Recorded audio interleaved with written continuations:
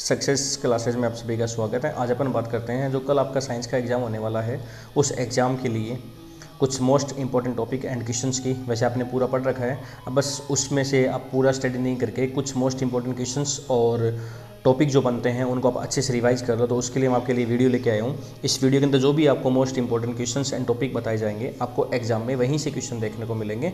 तो वीडियो को आप पूरा देखें और उसके बाद में जो भी क्वेश्चन बताए जा रहे हैं उनको आप अच्छे से तैयार करें। तो अपन स्टार्ट करते हैं चैप्टर नंबर 2 से। तो यहाँ चैप्टर नंबर 2 में जो पहला क्वेश्चन बनता है वो क्वेश्चन बनेगा आपका यहाँ से, प्योर सब्सटेंस से। आपको 4 ऑप्शन देके एमसीक्यू में पूछा जाएगा कि इनमें से बताओ प्योर सब्सटेंस कौन सा होता है। तो अपनी बुक में या हम साइंस में प्योर किसको बोलते हैं, तो यहाँ डेफिनेशन दे रखी है, a pure substance consist of a single type of particle. जो एक ही प्रकार के पार्टिकल से मिलकर बना होता है उसको अपन क्या बोलते हैं, प्योर सब्सटेंस बोलते हैं। तो आप इसके ऊपर जो भी एमसीक्यू बने वो आप अच्छे से तैयार कर लेना। उसके बाद में आपको मिक्सर के बारे में पूछा जाएगा कि मिक्सर क्या होता है, क्या प्योर होता है नहीं होता। अपन कहेंगे मिक्सर क्या नहीं है, प्योर नहीं है, बिकॉज मिक्सर जो होता है वो 2 या 2 से ज़्यादा सब्सटेंस को मिलाने से बनता है, ठीक है। उसके बाद में अपने को यहाँ पूछा जाएगा 4 ऑप्शंस में, अगर पूछेगी सोडियम क्लोराइड, जिसे आप क्या बोलते हो NaCl, अपन साधारण भाषा में इसको क्या बोलते हैं, नमक बोलते हैं, ठीक है। आपसे पूछ ले कि जो आपका साल्ट होता है, सोडियम क्लोराइड जो होता है, क्या वो प्योर सब्सटेंस है या नहीं है, तो हम कहेंगे क्या है, ये प्योर सब्सटेंस है, ठीक है। उसके बाद में सॉफ्ट ड्रिंक है and soil are not single pure substance. तो यहाँ अपने से बस इस पेज पे आपको बस इतना ध्यान में रखना है कि प्योर सब्सटेंस जो होता है वो क्या होता है। उसके ऊपर जो आपसे एमसीक्यू पूछा जाएगा वो आपको रॉन्ग नहीं करना है, तो यहाँ से आप बस उसके बारे में पढ़ें। नेक्स्ट अपन बात करेंगे यहाँ पे जो क्वेश्चन दे रखे हैं, what is mean by a substance. Chemistry के अकॉर्डिंग हम सब्सटेंस किसको बोलेंगे, तो उसका डेफिनेशन आप जरूर तैयार करें। साथ में आपको पूछेगा यहाँ पे डिफरेंट, ठीक है, list the point of difference between homogeneous and ठीक है, sorry heterogeneous and homogeneous mixer के बीच में आपको डिफरेंस निकालने के लिए बोलेगा। तो मिक्सर कितने टाइप के होते हैं, 2 टाइप के मिक्सर होते हैं। आपको पेपर में नाम भी पूछा जा सकता है कि मिक्सर बताओ कितने टाइप के होते हैं। तो आपके क्वेश्चन में दे रखा है एक होमोजीनियस होता है और एक हेट्रोजीनियस होता है, और इन दोनों के ऊपर आपसे डिफरेंस पूछा जाएगा। तो ये दोनों क्वेश्चन आप लोग अच्छे से तैयार करना है इस पेज पे इतना। उसके बाद में बात कर देंगे हम सॉल्यूशन की, ठीक है। एक सॉल्यूशन जो होता है, तो सॉल्यूशन में अपने को ध्यान रखना है व्हाट इज सॉल्यूशन। तो आप क्या बोलोगे कि एक सॉल्यूशन जो होता है वो हमेशा होमोजीनियस मिक्सर होता है। होमोजीनियस मिक्सर का मतलब इसमें क्वांटिटी क्या रहती है, सेम रहती है। अब सॉल्यूशन के 2 पार्ट होते हैं, आपको पता ही है। एक सॉल्यूशन बनाने के लिए अपने को क्या चाहिए, एक सॉल्वेंट और एक सॉल्यूट, 2 चीज़ होती है। सॉल्वेंट और सॉल्यूट दोनों के कॉम्बिनेशन से जो चीज़ तैयार होती है उसी को अपन क्या बोलते हैं, सॉल्यूशन बोलते हैं। तो व्हाट इज सॉल्यूशन पूछे तो आपको आंसर करना है, a solution is a homogeneous mixture of 2 और more substance is known as solution, ठीक है। उसके बाद में हम बात करेंगे सॉल्यूशन से आगे कि सॉल्यूशन के अंदर क्या क्या चीज़ें ऐड होती है। तो एक सॉल्यूशन को बनाने के लिए हमें सॉल्वेंट को सॉल्यूट में क्या करना पड़ता है, मिक्स करना पड़ता है, तब जाके हमारा क्या तैयार होता है, सॉल्यूशन तैयार होता है, ठीक है। यानी एक सॉल्यूशन को अपन 2 पार्ट में डिवाइड कर सकते हैं, एक सॉल्वेंट और एक सॉल्यूट। तो आपको पेपर में पूछा जा सकता है जैसे कि भाई नमक को पानी में मिला रहे हैं तो इसमें क्या चीज़ सॉल्यूशन होगी, क्या सॉल्यूट है, क्या सॉल्वेंट है। उसी के ऊपर आपको पेपर में अलग से पूछा जा सकता है कि डिफाइन सॉल्वेंट, डिफाइन सॉल्यूट। तो यहाँ पे इन दोनों की डेफिनेशन दे रखी है आप लोगों को कि एक सॉल्यूशन जो होता है उसके अंदर एक सॉल्वेंट होता है और एक क्या होता है, सॉल्यूट होता है। 2 कंपोनेंट से मिलके बनता है आपका एक सॉल्यूशन। अब the component of the solution, किसी भी सॉल्यूशन का वो कंपोनेंट जो डिजोल्व होता है इन अदर कंपोनेंट में, ठीक है। जो अदर कंपोनेंट में, क्योंकि 2 कंपोनेंट होते हैं ना सॉल्यूशन के, एक को अपन सॉल्वेंट बोलते हैं, दूसरे को अपन क्या बोलते हैं, सॉल्यूट बोलते हैं। तो सॉल्यूशन का वो कंपोनेंट जो दूसरे कंपोनेंट के अंदर क्या हो रहा है, डिजोल्व हो रहा है, उसको अपन क्या बोलते हैं, सॉल्वेंट बोलते हैं, ठीक है। उसको अपन क्या बोलते हैं, सॉल्वेंट। सेम ऐसे ही component of the solution that is dissolve in the solvent, और जो सॉल्वेंट को डिजोल्व कर रहा है उसको अपन क्या बोलते हैं, सॉल्यूट बोलते हैं। तो आई होप सॉल्वेंट और सॉल्यूशन सॉल्यूट के बारे में आपको समझ में आ गया होगा। उसके बाद में इसके चारों ये एग्जाम्पल आप लोग अच्छे से तैयार कर लें। इसके बाद में इस पेज पे आपको कुछ नहीं पढ़ना है, बस ये मास परसेंटेज का फॉर्मूला जो है वो तैयार करें, क्योंकि यहाँ से न्यूमेरिकल पूछा जाता है। एक यहाँ पे मास वॉल्यूम वाला फॉर्मूला दे रखा है, एक वॉल्यूम का वॉल्यूम परसेंटेज के साथ दे रखा है, और इन तीनों फॉर्मूलों के अंदर, ठीक है, जो भी फॉर्मूले हैं उनके ऊपर एक न्यूमेरिकल बनता है। तो ये अपन बात करते हैं, ए solution contain 40 gram of common salt. अब कॉमन साल्ट किसको बोलते हैं, नमक को, यानी कि NaCl को। कितना ग्राम लिया आप लोगों ने, 40 ग्राम लिया हुआ है। इनका मतलब में 320 यानी 320 ग्राम ऑफ वाटर, ठीक है। A solution contains 40 gram of common salt in 320 gram of water, ठीक है। अब ये अपना वाटर है, वाटर के अंदर आपने क्या मिलाया है, नमक मिलाया है, ठीक है। तो अब ये नमक अपना क्या हो गया यहाँ पे, सॉल्यूट हो गया, और वाटर अपना क्या हो गया यहाँ पे, सॉल्वेंट हो गया। अब इन दोनों को अपन ऐड करेंगे तब अपना क्या बनेगा, सॉल्यूशन बनेगा। अपने को क्या पूछ रहा है, कैलकुलेट करना है क्या, the concentration in term of mass by mass percentage, ठीक है। हमें कंसंट्रेशन निकालनी है किसकी, मास की, और किसकी फॉर्म में निकालनी है, वो मास परसेंटेज, यानी कि मास परसेंटेज निकालना है। तो मास परसेंटेज निकालने का फॉर्मूला क्या होता है हमारा, मास ऑफ सॉल्यूट अपॉन में mass of solution multiply percentage निकालेंगे, किससे कर देंगे अपन, 100 से। तो सॉल्यूट कौन है हमारा यहाँ पे, नमक है, ठीक है। तो उस नमक का मास अपने को कितना दे रखा है, यहाँ पे 40 दे रखा है, और कॉमन साल्ट हमारा सोलवेंट है, और नीचे अपने को पता है फॉर्मूले में क्या निकलना होता है, सॉल्यूशन। तो सॉल्यूशन कैसे बनाएंगे, सोलवेंट प्लस सॉल्यूट से। तो 40 ग्राम में अपन 320 ग्राम को ऐड करेंगे, तो सॉल्यूशन हमारा बन के कितना आ जाएगा, 360 ग्राम आ जाएगा। तो 40 अपॉन में 360 ग्राम इंटू में क्या लिखोगे आप, 100। 0 से 0 यहाँ से कट कर दोगे, इन दोनों को 4 के टेबल से कट करोगे, ये आंसर निकाल दोगे, ठीक है। इसके बाद में यहाँ से इस पेज पे आपको कुछ नहीं करना है।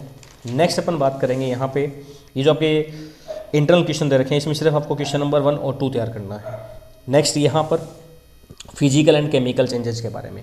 अब फिजिकल चेंज में आपको पता है कि एक ऐसा चेंजेस जिसके अंदर किसी भी एलिमेंट की या सब्सटेंस की या मैटर की सिर्फ फिजिकल कंडीशन चेंज होती है। लाइक फिजिकल कंडीशन अपन किसको बोलते हैं, जैसे उसका कलर है, उसकी हार्डनेस है, ठीक है, उसकी रिजिडिटी है, बॉइलिंग पॉइंट है, उसकी लेंथ है, ब्रीथ है, उसका कलर है।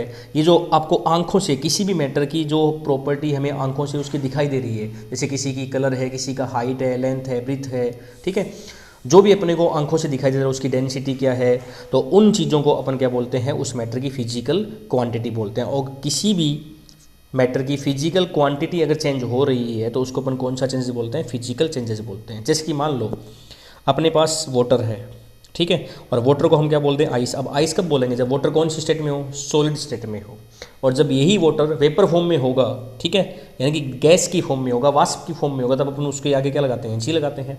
और यही अगर हमें लिक्विड फॉर्म में मिले तो अपन इसका क्या लगाते हैं, एल। अब तीनों ही कंडीशन में है तो वो पानी ना, बट यहाँ पे तीनों की कंडीशन क्या हो, देखो ये सॉलिड स्टेट में आ रहा है, ये गैस में आ रहा है, और ये किस में आ रहा है, लिक्विड में आ रहा है। तो सिर्फ यहाँ पे क्या हो रहा है, इनकी फिजिकल स्टेट ही चेंज हो रही है।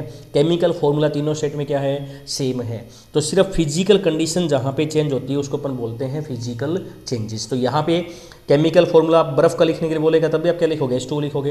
वो वेपर फॉर्म में वाटर का फॉर्मूला लिखेगा तब भी आपको क्या लिखना होगा, H2O। लिक्विड फॉर्म में वाटर का फॉर्मूला क्या होगा, H2O। यानी केमिकल फॉर्मूला यहाँ पे सेम जा रहा है, बट यहाँ पे तीनों ही कंडीशन में फिजिकल स्टेट क्या है, अलग अलग है। तो इस प्रकार के चेंजेस को जहाँ पे सिर्फ फिजिकल स्टेट चेंज होती है उसको अपन क्या बोलते हैं, फिजिकल चेंजेस बोलते हैं।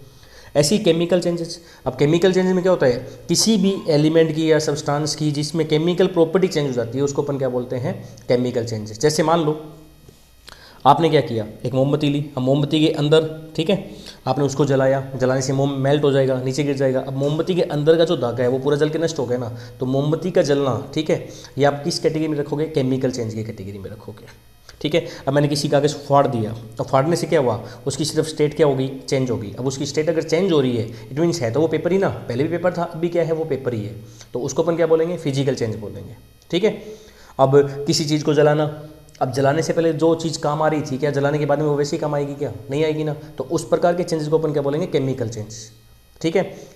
तो केमिकल चेंज क्या होता है, फिजिकल चेंज क्या होता है, पेपर में आपसे दोनों में डिफरेंस पूछा जा सकता है, या फिर आपको जो आपकी इंटरनल क्वेश्चंस दे रखा है कि इसमें से क्लासीफाई करो केमिकल चेंज कौन सा है, फिजिकल चेंज कौन सा है, उसके बारे में आपसे पूछ लेगा, ठीक है। अभी अपन सिर्फ पेपर के अकॉर्डिंग जो आ रहा है बस वही डिस्कशन कर रहे हैं, पूरा मैटर पूरा लेसन अपन नहीं करेंगे। वो अपना 1 अप्रैल से नया सेशन अपन स्टार्ट करेंगे, जहाँ पे अपन 9th 10th 11th 12th को चैप्टर वाइज अच्छे से फ्री ऑफ कॉस्ट पूरा सिलेबस कवर करेंगे। नेक्स्ट अपन बात करेंगे यहाँ पे एलिमेंट की, ठीक है। एलिमेंट्स के बारे में किसने बताया था, ठीक है, किसने इसको डिस्क्राइब किया, उसके ऊपर आपका MCQ बनेगा, तो यहाँ से आप उसका नाम देख लेना, ठीक है। यहाँ उसके बाद में एलिमेंट को अपन कितने पार्ट में डिवाइड करते हैं, तो नॉर्मली अपन 3 पार्ट में डिवाइड करते हैं। जो एलिमेंट होता है उसको अपन मेटल, नॉन मेटल और मेटलॉइड बोलते हैं। अभी मेटलॉइड क्या होता है, मेटलॉइड जो होता है वो मेटल और नॉन मेटल के बीच का होता है, यानी कि इसके अंदर दोनों की प्रॉपर्टी मिलेगी आपको। एक ऐसे एलिमेंट, ठीक है, जिसके अंदर कुछ प्रॉपर्टी मेटल की हो और कुछ किसकी हो, नॉन मेटल की हो, यानी जो दोनों के जैसे बिहेव करता है उसको अपन क्या बोलते हैं, मेटलॉइड बोलते हैं। उसके बाद में मेटल अलग होता है और नॉन मेटल अलग होता है। अब आपको पेपर में मेटल नॉन मेटल में डिफरेंस पूछा जा सकता है, या मेटल की प्रॉपर्टी पूछ लेगा, नॉन मेटल की प्रॉपर्टी पूछ लेगा, मेटलॉइड के बारे में आपको उसके एग्जाम्पल पूछ लेगा कि मेटलॉइड के एग्जाम्पल बताओ कौन कौन से हैं, ठीक है। तो यहाँ पे मेटल की प्रॉपर्टी क्या है, मेटल की प्रॉपर्टी का मतलब मेटल की पहचान आप कैसे करोगे, जो चीज़ आपको साइन करते हुए दिखाई दे, ठीक है, साइंस की लैंग्वेज में वो क्या है, मेटल है। जिस के अंदर, ठीक है, हीट और इलेक्ट्रिसिटी वो क्या हो, कंडक्ट हो, यानी जिसके अंदर हीट प्रोवाइड हो सकती है, इलेक्ट्रिसिटी फ्लो हो सकती है, उसको अपन क्या बोलते हैं, मेटल बोलते हैं।